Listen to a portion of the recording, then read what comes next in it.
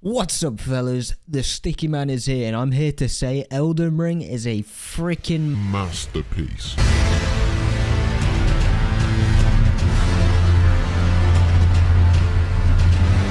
This is a follow-up video to a video I made a couple days ago about Elden Ring. I was 30 hours in, and I thought I was near the end. Now, I've played 75 hours, I've beaten the game, and just wow.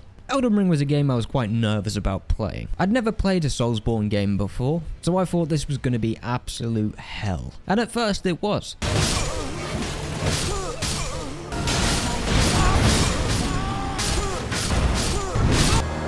Like many of you, you probably suffered. You probably died to that tree sentinel multiple times before you gave up and moved on, and that is the whole point of the game. This is one of those rare games where dying is progress. Doesn't make any sense. It's hypocritical. Dying, being stuck in one place isn't progress, right? Wrong. Every death, you're learning something new. Every death, you're going to be learning enemy patterns. You're going to be learning the map. You're going to be learning your environment. You're going to be learning the catacombs. You're going to be learning the dungeons. You're going to be learning the lore. You're going to be learning characters. You're going to be learning the soundtrack. You're going to be just absolutely... You're just learning. That is Elden Ring. You learn to win, and I absolutely adore it. Now, that doesn't mean it's flawless, okay? It's definitely not a flawless game. And we're going to get into that. The world of Elden Ring is absolutely gorgeous. Whether you're going through Limgrave, surrounded by dead people waking up to kill you, or dragons, or the dangers of Caelid, I believe it's called, or Lernia, or the mountaintops, or the volcano mountain, or the capital, or the snowy mountains, or the secret area that you don't even know exists unless you actually look at the stuff you're picking up and going and finding it. It's breathtaking. Graphically, it's not the best game in the world, but the art style, ooh, it's cliche, but everything you see really is like a painting. Every door you open just brings you to a location that has clearly been crafted with tons and tons of care. It may not have the most detail, it may not be the most realistic looking game in the world, but the art style really sells it, and it's just lovely to look at. Are you sure about that? But you don't want to just look at things, right? You want to do things in it, and Elden Ring absolutely has that in spades. The amount of content in Elden Ring is kind of ridiculous for the price they're selling it. Ubisoft just came out and said that they've made the first quadruple A game with skull and bones. Yeah, that didn't really work out, did it? But I'd argue Elden Ring is the first quadruple A game because the amount of content, the amount of bosses, the amount of different things you can miss, the amount of areas that are completely missable. You wouldn't be able to find them without actually having to explore the environment properly like a good open world game. The amount of content is outrageous for the price that they were selling it for. Every area has new things to unlock, new bosses to discover, new areas, secret areas within secret areas, within secret areas, within secret areas. It is, I cannot put it into words how amazed I was with how exploration feels in Elden Ring. Now, once I beat it, I did some research on the previous Soulsborne games, and it turns out that they actually do have experience doing this beforehand. Apparently Dark Souls 1 was pretty damn good at keeping this exploration feeling without making it an open world game, so I understand now why everyone was so hyped about Elden Ring being open world. But it comes with its own flaws. You see, the world is absolutely huge and there is a ton of things to do, but I mean, if you open up the map, it's pretty cluttered, okay? This is such a small nitpick, but it bothered me a lot because I was struggling to find where to fast travel to. But if you look at the map, this is towards the end game.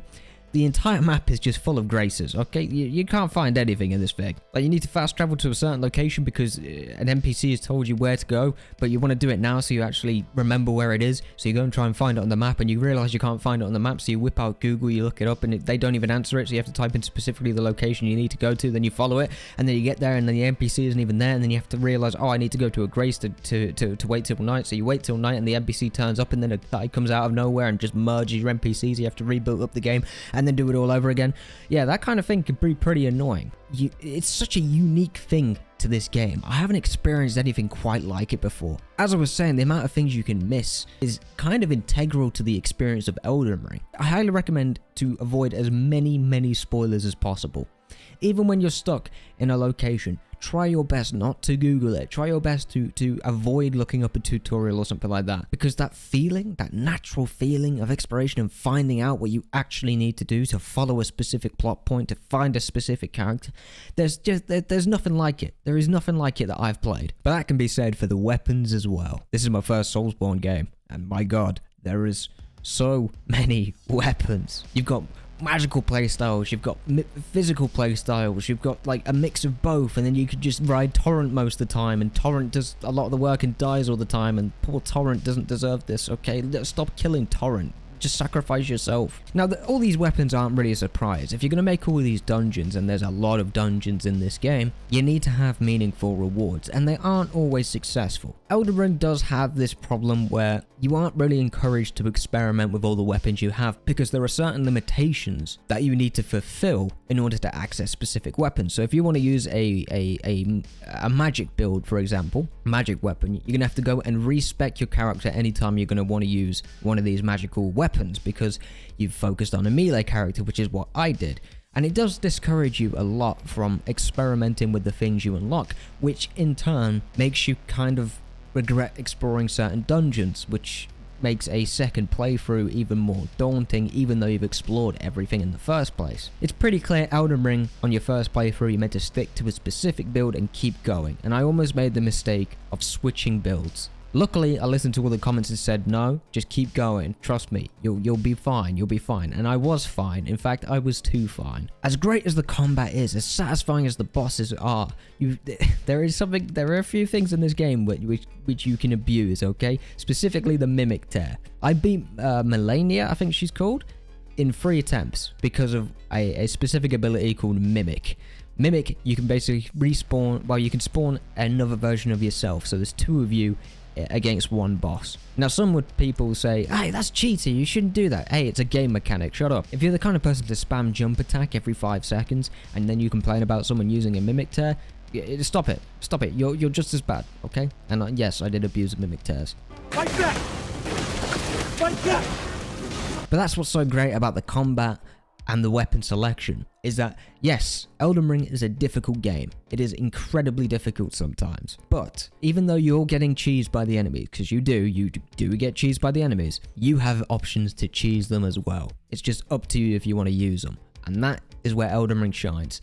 The choice of how you approach this game. There is just so many options that I can't get into in this video. There's too many. Whether you're a magic build, a melee build, or a mix, or whatever, it doesn't matter. Each build that you create has different opportunities, different ways to beat bosses, and bosses react differently to each build that you make because you have to adapt to it. Some bosses will come right at you. Some people are at range, so it suits magical stuff.